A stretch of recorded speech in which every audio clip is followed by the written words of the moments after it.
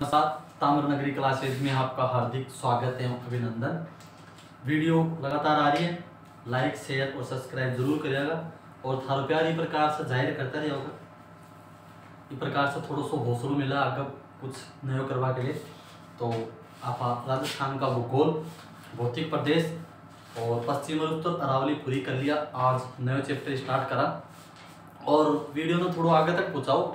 मैंने यो ही थारो प्यार चाहिए कि वीडियो ने थोड़ा आगे पहुँचाओ, जिससे थोड़ा सा हौसला मिल सके। तो थोड़ा सा करो, हेल्प करो, आगे पहुँचाओ। स्टार्ट करें। आज जो अरावली पूरी होगी, आज पढ़ाना वो पूर्वी मैदान। कौन सा पढ़ाना? पूर्वी मैदान।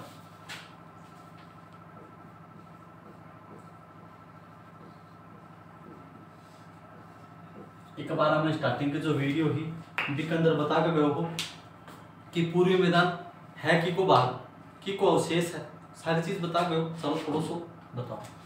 पूर्वी मैदान टेथिस सागर का अवशेष है, की को है टेथिस सागर का अवशेष। क्षेत्रफल है 23%, जनघनत्व जनसंख्या है 39%। ये बात बता दिया था, ये बात बता दिया था कि को शेष है टेथिस सागर को। जनसंख्या क्षेत्रफल कितना है 23 और जनसंख्या 39%। इतनी बात आप पहले की जो वीडियो आ चुकी थी के अंदर कर चुका था। आज को पढ़ाना जो पूर्वी मैदान है राजस्थान के अंदर, यो पूर्वी मैदान वास्तव में गंगा यमुना को जो दोआब क्षेत्र है भी को ही भाग है। जो गंगा यमुना को दोआब क्षेत्र है भी को ही भाग है। वीडियो 2017 को पेपर हुआ था, वीडियो को ग्राम विकास अधिकारी ग्राम सेवक भी के अंदर डायरेक्ट ये प्रश्न पूछो और डेफिनेशन देके पूछो संगत है, संगत वालों कौन सा संगत है। तो भी प्रश्न पूछो कि पूर्वी मैदान सिंधु नदी का भाग, पूर्वी मैदान सिंधु नदी का भाग है। तो यह बात भी मैं गलती, पूर्वी मैदान बाकी को है गंगा और यमुना दोआब क्षेत्र को भाग डायरेक्ट है। पहले पॉइंट तो यही है कि वो बाकी को है गंगा यमुना।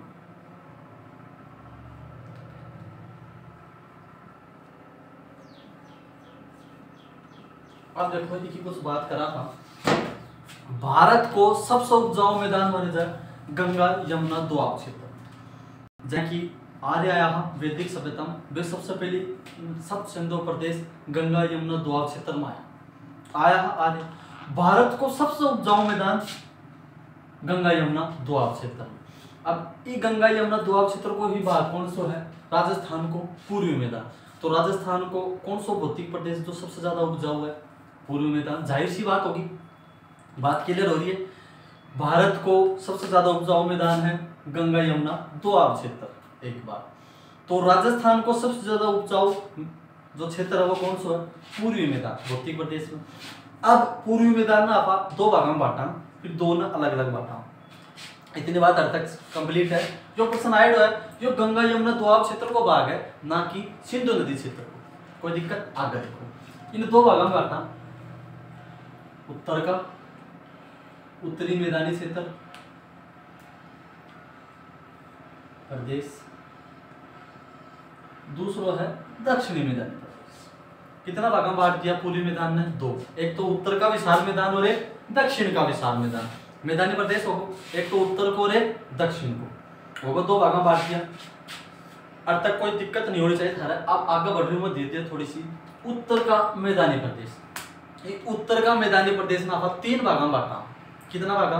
तीन। आराम से थारा एकदम सीक्वेंस से याद रहना चाहिए, क्योंकि भौतिक प्रदेश में हर बार एग्जाम में कम से कम तीन चार क्वेश्चन आए बार पूछे और वो बढ़िया लेवल का उठा के लाओ क्वेश्चन। वीडियो पटवार आने के अंदर थोड़ा बढ़िया प्रश्न लेकर आओ। एलडीसी की वैकेंसी आ रही भी मैं भी बढ़िया प्रश्न लेकर आओ, लेकिन थारा सीक्वेंस से सारी चीज याद रहेगी जना तभी प्रश्न कर सको। तो अब देखो जाए एक बार वीडियो के अंदर ही प्रश्न पूछो तो कि लूणी नदी का जो प्रवाह क्षेत्र है, लूणी नदी बेसिन है, वो की को भाग है और नहीं बाकी कोई पूछो पूर्वी मैदान में कौन सा नहीं है यो तो वो लूणी नदी कौन थी? लूणी नदी अर्ध शुष्क मरुस्थल में। तो इस प्रकार से सीक्वेंस से सारी चीज याद करनी पड़ेगी। अब देखो उत्तरी जो मैदानी प्रदेश है, उत्तरी मैदानी भाग है, बिना तीन भागों में बांट रहा है। कौन कौन सा बांट रहा है वो देखो। पहलो चंबल नदी बेसिन, कौन सा है? चंबल नदी बेसिन। दूसरो है बनास नदी बेसिन, तीसरो है बाणगंगा नदी बेसिन। कितना भागम बांट रहा था? 3 भागम। कौन कौन सो? चंबल नदी बेसिन, बनास नदी बेसिन, बाणगंगा नदी बेसिन। किन बांट रहे हैं? पूर्वी मैदान कितना भागम है? 2 में। उत्तरी मैदानी प्रदेश और दक्षिणी मैदानी प्रदेश। उत्तरी मैदानी प्रदेश में बांट रहे हैं 3 भाग में, चंबल नदी बेसिन, बनास नदी बेसिन, बाणगंगा नदी बेसिन। 3 में बांट दिया। अब अनमसुआ पहला पढ़ाना चंबल नदी बेसिन। देखो चंबल नदी बेसिन पढ़ते हैं पहली स्टार्टिंग में, सिर्फ एक लेवा चंबल नदी बेसिन। चंबल नदी बेसिन मनावा कितना जिला में है वो देखो भाई। देखो चंबल राजस्थान में प्रवेश करे जब मंदसौर को एक गांव है 84गढ़, 84गढ़ के निकट से चित्तौड़ में प्रवेश करे। कड़े प्रवेश करे? चित्तौड़। पहले चंबल नदी की कुछ बात बता रहा, फिर को बेसिन बताऊंगा। चित्तौड़, चित्तौड़ से होगी कोटा, कोटा से बूंदी, बूंदी से सवाई माधोपुर,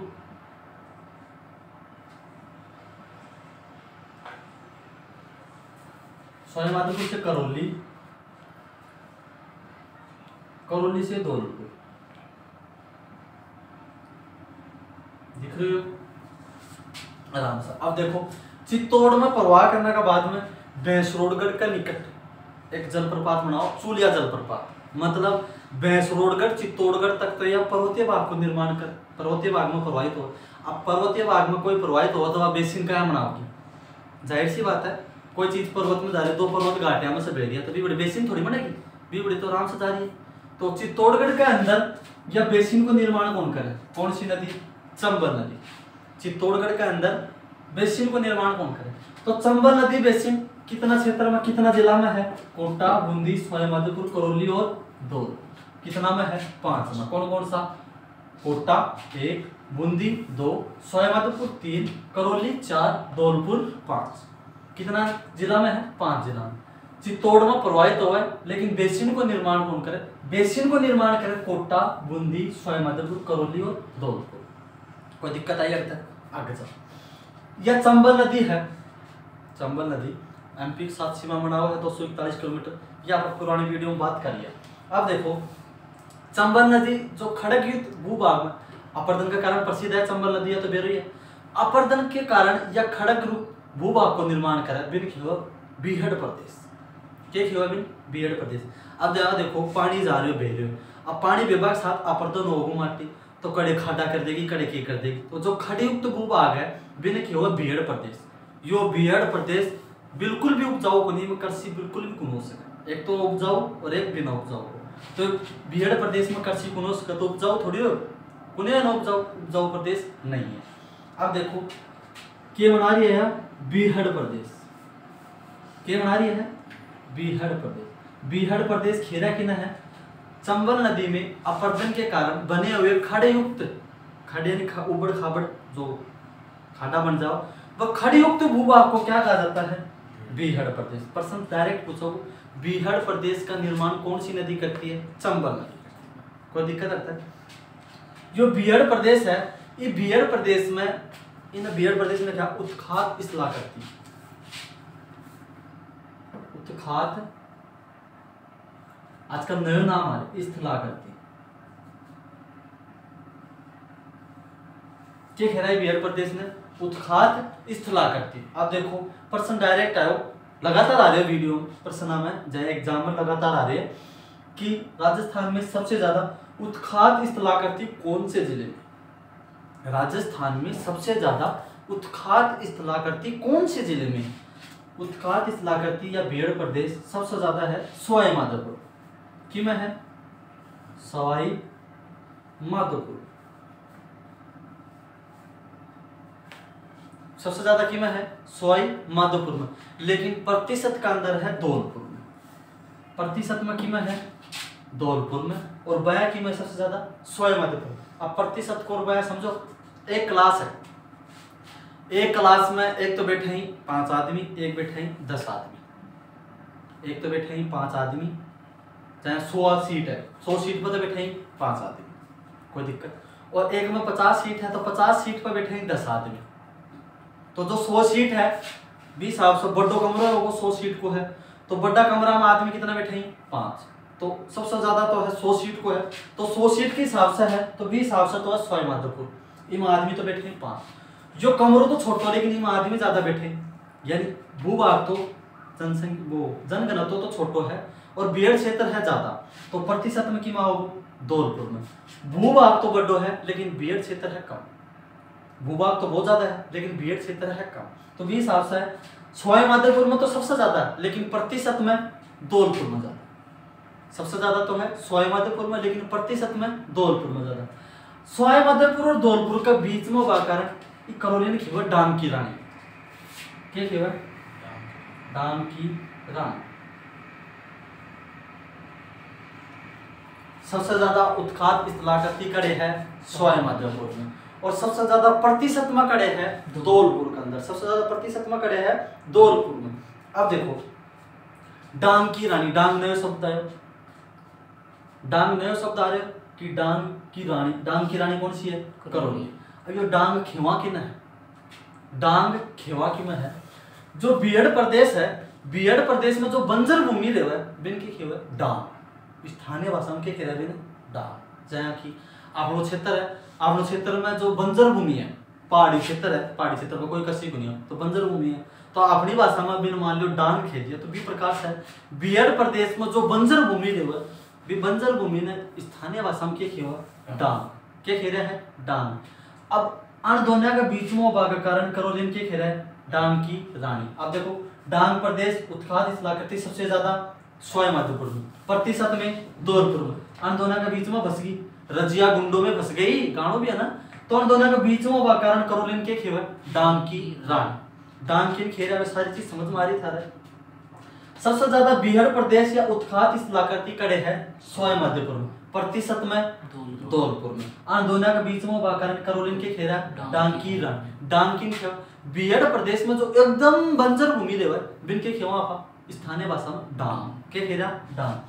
चंबल जो नदी बेसिन है कौन कौन सा जिला में बना कोटा, बूंदी, सवाई माधोपुर, करौली और धौलपुर की मना रहे कोटा, बूंदी, सवाई माधोपुर, करौली और धौलपुर। आप देखो नक्शो लेखाओ, फिर आओ धौलपुर, धौलपुर से फिर करौली, करौली से फिर सवाई माधोपुर, बूंदी, कोटा, साइड में ले जाओ 12, कोटा में आ जाओ चित्तौड़। तो जो चंबल नदी को प्रवाह क्षेत्र वो भी क्षेत्र में, तो चंबल नदी सबसे ज्यादा बीएड प्रदेश मनाओ। अब देखो यह उत्खात इस्लाह करती है चंबल नदी मना रही। इस चंबल नदी में उत्खात इस्लाह करती डाकुआ के लिए कुख्यात है, सबसे ज्यादा डाकू रहे बीएड प्रदेश में। जो वो एक डाकू भी ही पकड़ा भी गया थोड़ा दिन, तो पूरा भारतवर्ष में पूरा जो भारत देश है भी में सबसे ज्यादा डाकुओं के लिए कुख्यात स्थली कौन सी है चंबल का बीएड प्रदेश या उत्खात इस्लाह करती। इस चंबल न मिलने वाली केन बेतुआ बेबी बीएड प्रदेश ही बनाओ, चंबल की सहायक मिल जाए यमुना में जाकर मिले, तो ये बीएड प्रदेश है सबसे ज्यादा बड़ो है बड़ो बड़ो है। तो ये बीएड प्रदेश में डाकू आराम से रह सका है, तो डाकुओं की शरण स्थली ये बीएड प्रदेश को कहते हैं। डाकुओं के लिए कुख्यात कौन सा है बीएड प्रदेश या उत्खात इस्लाह करती, डाकुओं के लिए प्रसिद्ध है। जो अपनो है चंबल नदी बेसिन, एक बाद में बनास नदी बेसिन, कोई नहीं स्क्रीनशॉट लेना है तो ले सके। अब है बनास नदी बेसिन, कौन सा है बनास नदी बेसिन।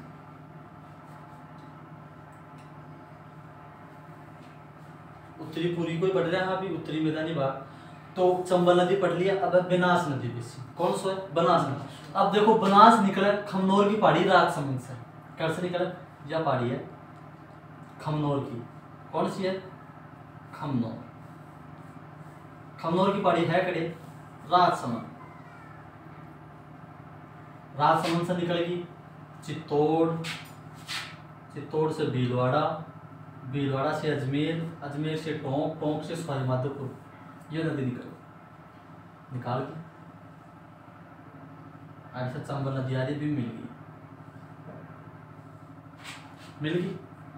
अब देखो अरे पहाड़ी क्षेत्र है राजसमंद में, राजसमंद में पहाड़ी क्षेत्र होने के कारण राजसमंद के क्षेत्र में या कोई भी नदी बेसिन को निर्माण कौन करे, कोई भी बेसिन को निर्माण कौन करे, तो फिर बेसिन को निर्माण कड़े करेगी पहलो है चित्तौड़। पूछ लेगा कोई बढ़िया प्रश्न तो आराम से चित्तौड़, चित्तौड़ के बाद में भीलवाड़ा, भीलवाड़ा, भीलवाड़ा से अजमेर, अजमेर से टोंक, टोंक से सवाई माधोपुर,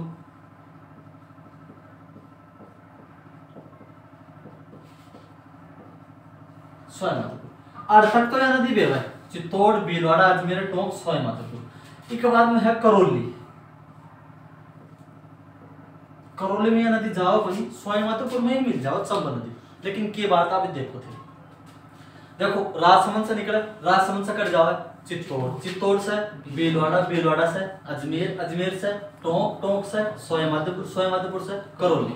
करौली में यह प्रवाहित को नहीं हो, लेकिन बेसिन को निर्माण कर किस हिसाब से कर। अब थे देखो यह नदी बह रही है इस प्रकार से, ठीक है।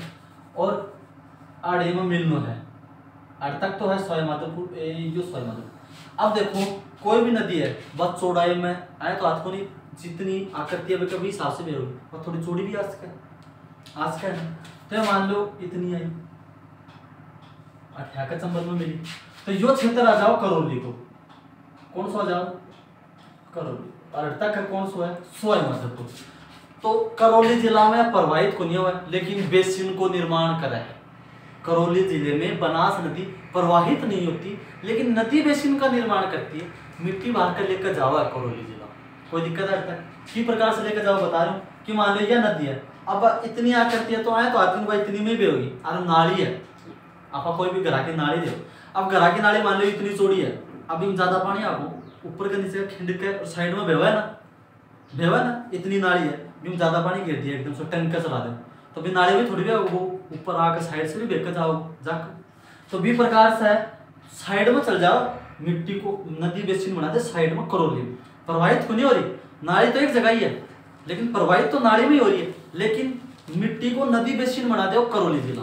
तो प्रवाहित तो क्यों नहीं हो रही करौली, लेकिन बेसिन बना दी, यही बात है।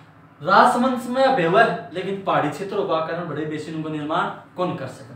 तो बनास नदी है कितना जिला में बेसिन को निर्माण करे, चित्तौड़ 1, भीलवाड़ा 2, अजमेर 3, टोंक 4, सवाई माधोपुर 5, करौली 6। कितना जिला बना रही है 6 जिला। कोई दिक्कत आई अब तक, 6 जिला में बनास नदी बेसिन बना। चलो जब बात हो गई कंप्लीट। अब देखो जो बनास नदी है इस क्षेत्र में पाई जा भूरी कछारी मिट्टी। कौन सी पाई जाओ, भूरी कछारी मिट्टी।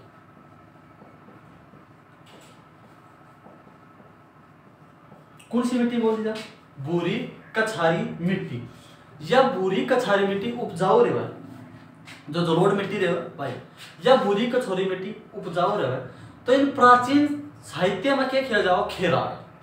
क्या किया जाओ, खेराड़।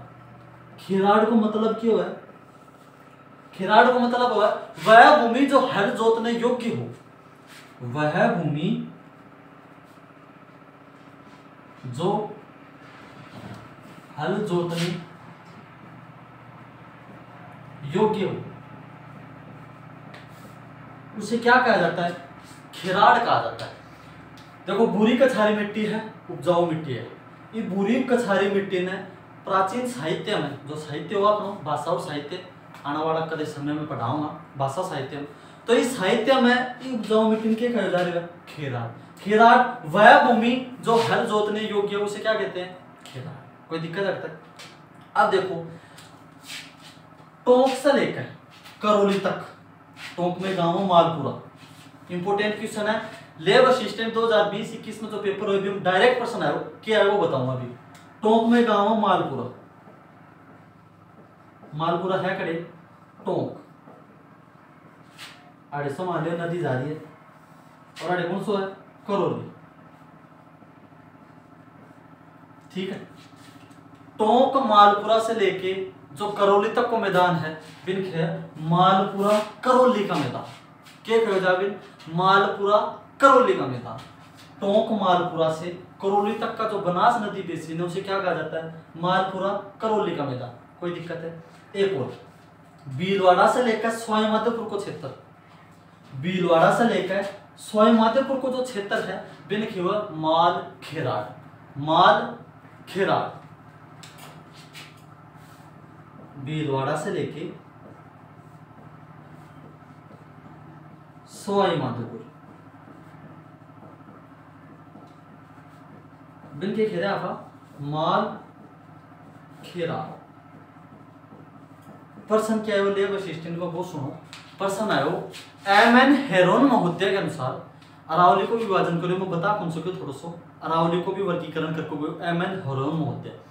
एम एन हेरोन महोदय के अनुसार राजस्थान का तीसरा सबसे उपजाऊ मैदान कौन सा है। एम एन हेरोन महोदय के अनुसार राजस्थान का तीसरा सबसे उपजाऊ मैदान कौन सा है। लेब असिस्टेंट के अंदर अगस्त में जो पेपर हुए तो शायद 2021 में भी के अंदर आए तो कौन सा बीमा हो मालपुरा करौली का मैदान। कौन सा हो मालपुरा करौली का मैदान। भीलवाड़ा से सवाईमाधोपुर को जो क्षेत्र है जो नदी बेसिन बनाओ बिन के खेरा आपा माल खेरा के खेरा माल खेरा।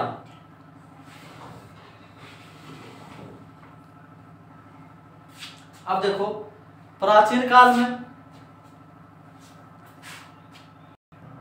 प्राचीन जो साहित्य भाषाई बिन जो पर्वतीय भाग हो बिन क्या करता माल या मेरू क्या किया करता। प्राचीन साहित्य जो भाषा है वह साहित्य में जो पर्वतीय भाग है बिन क्या किया जाता माल या मेरू। चाहे मरु भाषा में जो मरु भाषा है भी में जो पश्चिमी क्षेत्र हो मरु क्षेत्र भी भाषा के किया जाता और मरु भाषा की हो जाती। और जो पर्वतीय क्षेत्र की जो भाषा भी क्या किया जाता मेरू कहा जाता। पर्वतीय क्षेत्र में मेरू और जो मरुस्थलीय क्षेत्रों भी ने मरु कहा जाता। मरु भाषा के अंदर खेड़ हो। मरु भाषा को वर्गीकरण सबसे पहले उद्बोधन सूरी करो 18 भाषा को वर्गीकरण राजस्थान में प्रचलित मरु भाषा बताओ। तो भी मरु भाषा में जो मरुस्थलीय क्षेत्र में जो भाषा प्रचलित थी बिन तो बोला मरु और जो पहाड़ी क्षेत्रों में बोला करता मेरू।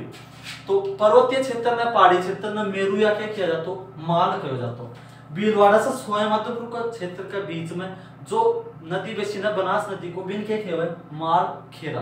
खेराड़ का मतलब वह भूमि जो हल जोतने योग्य। माल का मतलब पर्वतीय भाग। मालपुरा टोंक से लेकर करौली को जो मैदान है बिन के कहता मालपुरा करौली का मैदान। जब कुछ बात है और देखो बनास नदी टोंक ने दो भागों में बांटा जहाँ जो मान लो टोंक है इस प्रकार से प्रवाहित हो बीचों बीच से ओके और बीचों बीच से भी सर्पिलाकार में सर्पिलाकार।